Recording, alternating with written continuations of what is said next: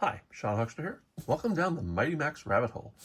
I'm a little bit melancholy, a little bit sad, a little bit nostalgic because right now I'm down to the second last of the Series 3 Doom Zone sets. And it kind of makes me sad because that means there were only 18 Doom Zones. I have them all. I have them all complete. And I'm sad that there aren't more. Now, there are more other sets. Obviously, I still have one horror head to review and a bunch of monster heads and some dread heads. But nothing beats, let's face it, nothing beats the signatory set, the Doom Zone from Mighty Max. Even the larger play sets, which are spectacular, don't have the cachet and wonderful joy of the Doom Zones. So I said earlier on, when I started Series 3, that I would take Series 3 and go from what I consider to be the ugliest to the prettiest, or best looking, or best. And after doing 4 reviews, we were down to Mighty Max Lashes Lizard and Mighty Max Sinks Nautilus. And I'm afraid, while I do think this set is absolutely gorgeous, and it's absolutely beautiful, I love it,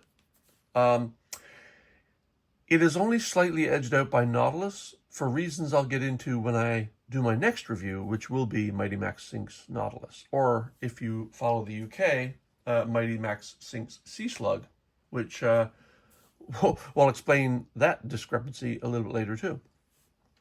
So let's get into it. The story of this one is that Mighty Max is sitting on his bed with Thor, his iguana, and Thor becomes really large, suddenly just grows large, and swallows Mighty Max. Swallows Mighty Max whole. Mighty Max slips down into the guts of Thor, where he meets, the Parasite Prince.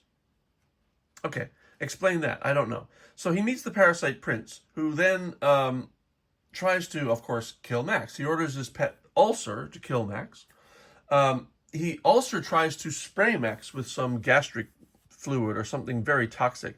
Max picks up a jawbone, which came from where exactly? I don't know. Max picks up a jawbone. It deflects the stream of toxic liquid right back into the prince's face, into the Parasite Prince's face. Max escapes a prison, kicks the Parasite Prince after the Parasite Prince comes after him with a sword, and escapes. But then he just sort of wakes up. Thor is normal size on his bed, and it was all a dream. Yeah, so this is the only set, I believe, where the story at least indicates that it didn't really happen, that it was a dream. All the others indicate that Max actually did teleport through to these places and then teleports back home at the end. Now that's the story. Let's talk about the lizard itself. Mighty Max Lashes Lizard. This is an absolutely beautiful set. I love the color on this. I love the detail. I love everything about this set. So let's start with what we have on the outside. We have an orange lizard which is painted with a sort of a yellow in a way that is kind of like softly painted so that you get a lot of texture and detail. And then you have the lizard's 4 paws. Each one has 5 toes. You've got a paw here. You got 2 on the inside as the body curls around. And then you've got this paw here, which we'll get to in a minute. Also, the knees have these little knobs, little spines or thorns or horns on the knees. So this has a knee, and this one has a knee horn. But what's different about this one? It's purple. Why would that be? Well, it is a rotating knob, and the rotating knob makes the tongue flick out from the head. Now, I've often wondered why they did it quite this way, because this knob is very shiny and smooth, as you can see. It doesn't give you a whole lot to grip onto. It's really actually rather hard to grip this and turn it. Recently, a prototype came up for auction on eBay, and it sold for $1,500. And it was a pre-production prototype of this set. And it was painted more or less similarly, but different. It had more detail in it. But the most interesting thing, if you looked at the photographs, is that this knob was actually a knob with a flat panel, sort of, so it would make turning it much easier. But obviously that wouldn't fit with the other spine over here. So they changed it again. But why they didn't give this a little bit of texture is beyond me, because a lot of their stuff has this wonderful texture to it. This is so smooth that it's really hard to operate. And you're supposed to flick this, but it's very hard to grip. That said, that's my only complaint about this set, really, when it comes down to it. I'm going to get into it now. We're going to open it up. Why is this one purple and the rest are orange? I will explain. Okay, so how do you open the set? It's got obviously a very large clasp here, but you cannot open it from here because it just won't open because it's locked down some other way. Well, there's another hinge here. So you've got the head. The head, you've got the green eye here and a green eye here. This is part of the interior of the set becoming part of the exterior, which is very specific, or certainly common to almost all Mighty Max sets. And then, of course, another interior part is this tongue, which has a function. Not many of these sets have function outside of the compact launch until you open it. This one does. You can actually make the tongue move. So you see this awkward little sort of mouth pit here. This is a lock. This locks the whole set down. If you pop that up, the head pops open and the green eyes separate and form these little green nodules here. There's no idea what they are. I imagine they really still are the eyes of the iguana, and these are the optic nerves going back into the brain. Inside the head, you've got carvings for teeth and other little details. Pretty nice. And of course, you still have the tongue here, and you can see how it moves within the body. So now, once the head is up and unlocked, you can now lift the body. Be prepared, guys, because this is beautiful. This, I think, is probably one of the most beautiful interiors of all of the Mighty Max sets. Just the color alone, the color of orange mixed with purple, mixed with this like gunmetal gray sort of color, with the bone all throughout is just beautiful. I absolutely love this. And if you read the story, of course, you actually think you're inside the body of an iguana. So the spine makes sense, the bones, well, at some point in here, there's a gastric pit. And of course, this is all the interior tendons and muscles and things like that. Making for an absolutely beautiful set. Let's talk about, I usually do the bottom and then the top, but I'm going to do it a little bit differently today because the bottom holds more cool stuff. The top is gorgeous in itself. It's sort of reminiscent of Battle Cat, because when you open Battle Cat, there's like a skull going up to the eye. This skull, this spine is beautifully sculpted. It's really nice, but it also has a purpose. I'm going to open up Max here because we kind of need a Max to demonstrate this purpose. Now, Max, and we'll get to this in a minute. Max can slip down here. Now, unfortunately, this Max has the gun, so it's a little bit more difficult. But then he sort of stops right here. Well, that's not great, right? But if you take the tongue and move it, it opens up the hatch, and Max can fall out. So what it is, and of course, if you watch my videos, I always drop something on the floor.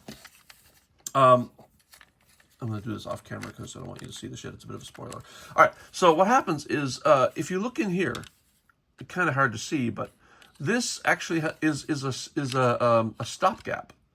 It's like a lever that stops the hatchway or the chute from opening until you open this, and then it opens the chute and Max can slide out. And then what you're supposed to see is Max will fall into this pit from here. So he'll fall down here. You open the trap. He falls the rest of the way down into here, where this last bit of spine seals him in, and that's his cage or trap. Now, a lot of Mighty Max sets have a trap or a cage for Max inside, including the Battle Cat, including the Cyclops and a couple of others. They're actually traps for Max to fit in. Now, before going on to what's up here, I am going to go down here. This is the base, of course, and what do we see? There's a lot of these orange things. So you've got this orange thing here, and it's got these little, it almost looks like a gnarled up hand. And there's a reason why it looks like a gnarled up hand, but there's one of these here, and it almost looks like it's ejecting from a chute or something, almost like it's being birthed through some sort of canal, which is kind of creepy. You also have these skulls everywhere. Many Mighty Max sets have skulls, but this is a lot of them. And it's clearly the gastric pit seems to be absorbing humans and just destroying and leaving just their skulls behind. But then comes this bone. This is a bone, obviously part of the skulls that have been absorbed in here. But this one does something. It lifts up this side panel, which again has a very organic structure in it, to release the what is this? This is This is Ulcer. Ulcer is the gastric. Where did he go? Did I lose him? Wow, I did. Another one fell to the floor. So as I was talking, the Parasite Prince fell to the floor. We'll get to him in a minute. So this is Ulcer, the Parasite Prince's minion, sort of. And look at the detail of this. This has like 5 claws coming out. One fits in the front. We've got eyes here, very gnarled up spine and body, and then this interesting forked tail. If you flip it over, it's got a mouth like a lamprey, a suckerfish. And I think that kind of detail is just absolutely stunning. And this forms, once you put it on top of these other skeletons, forms the claw of Thor, one of Thor's feet. Now, the detail of, you've seen in many cases, especially in the Ape King, how the negative space built into the compact or the shell so perfectly fits the figure that it just fits in beautifully. And this claw, this little forked tail, fits so perfectly in here that it was so well designed. I want to just shake the hands of the sculptors. And when this comes down, this little hole here kind of fits over the forked tail here and locks it in place. When this is down, you cannot pull this guy out. I mean, if you hold it down, he is locked in place. And because of the way this bone works, when you close the compact, when you close the shell and lock him down, this is locked down permanently. He cannot be pulled out. I mean, if you want to use a lot of force, you could, I suppose. But in general, he's not just going to slip out. Why is this significant? Because you will notice throughout the set, he's not alone. There are a number of these in here. Quite a few, actually. And while most of them are painted, so like, for example, this one, as I said before, almost seems like he's being birthed. But then you've got this tail here. And that one has, oddly, these are painted black, whereas this one is left purple. I don't know why. This is molded of purple plastic. I don't know why this one's left purple while these are painted black. Because I think that this should have been black as well. I think that was probably their intent, but cost overrun, maybe they didn't want to paint that. So that's Ulcer, but you also have one here. And you have this tail here, and a tail here, and a tail here. Where do these go? Oh, look. They form the other paws of Thor. The other feet of Thor form the 5-fingered Ulcer. Now, they're not painted out here because, obviously, Thor is orange. So they're regularly orange. Now, why this guy's not orange, I don't know. Because when you close this up, you see this is the only purple foot. And it doesn't make a whole lot of sense. But even if it doesn't make a whole lot of sense, I still love it. So there's 1 foot here with the tail, 1 foot here with the tail, 1 foot here with the tail. That's 3 more, plus the main one. And then this one's being birthed now. And if you look up, as we talked about this earlier, there's one here as well. The interesting thing here is its tail is visible here. It's right there with the fork at the end and everything. But this is not painted. It's another one of these cases where you just wonder, why did they decide to paint some things in these sets and not others? Because this is clearly an Ulcer villain. Why not paint his tail? Honestly, couldn't tell you. But let's forget that for the moment and move on. The main villain in this sits right here and forms the tail. When you close this up, the last bit of the tail curling around under the head of Thor forms this tail, and that forms the tail of the Parasite Prince, which is a very creepy character. I mean, look at that. That's pretty creepy right there. He's modeled in purple, but also has orange. And underneath, he's got like these sort of like slug tentacles growing out of him in various places. He's got a back sort of similar to the sort of kind of gnarled up shape of the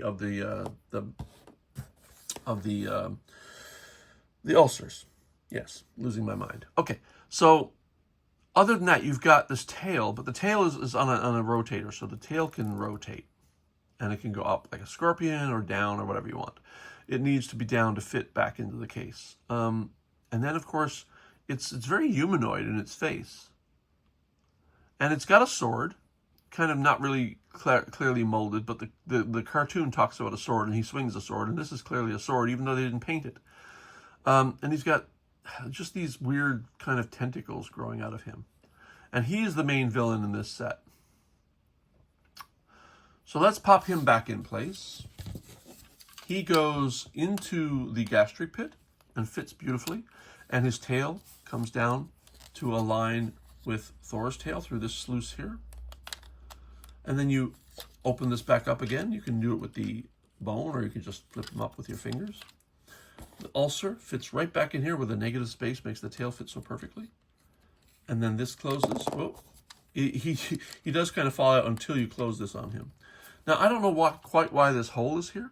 You would think that there's a little spine sticking up here that it would grab onto, but it didn't do that. Because I think the grabber back here that kind of grabs onto the tail is enough to hold him in place. But still, if it was me modeling this, I would have definitely, done something with that hole.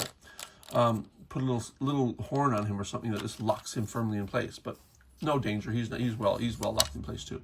Another little comment I'll make is I do not see any footholds for Mighty Max in this set. Almost all sets have a foothold for Max. I mean, this almost looks like a foot, but it's way too big. There aren't... Wait, is that one? Oh, I found one. But it's kind of hidden in the negative space of all of these carvings. These are too big, these are too small, but this one fits him perfectly. Oh, that's clever. I didn't even see that before until right now. So I'm going to take Max, put him back in his cage, let's see. Does this close safely with him in place? It does. So that is where he's supposed to be. Not inside here where I've had him from the beginning. He is where he's supposed to be. He's where he's supposed to be. Let's close it up. Snaps in place. We close the head. Little lock jaw right here. Snaps him in place. And that, my friends, is one of the prettiest, one of the most beautiful, I think anyway, of the Mighty Max Doom Zones. And it is the second last of the Doom Zone I ever get to review, because they didn't make any more after this one and the Nautilus, which is my next one. I really did have a hard time deciding which was the prettiest and which to do first and which to do last. But there are a couple of reasons why I chose Nautilus last, and I'll get to that when I do it. So for now, this is me, Sean Huckster. Welcome down the Mighty Max rabbit hole. I'm really glad you watched all the way through. Please leave comments. If you've seen something that I've missed, like there was a part of the Cyber Skull that I missed, and that is the brain. There was a slot on the central power pillar that the brain could slip onto, and I didn't even notice it. Commenters pointed that out to me, so I'm really grateful for that. So again, if there's something you missed, or I missed that you didn't, please let me know in the comments. And we'll have one more Doom Zone review, and then I move on to the other stuff, and then, sadly, Mighty Max will be done for me. But then I got a little surprise for you all at the end anyway. All right. Talk to you all later. Sean Huckster out. Thank you. Bye-bye.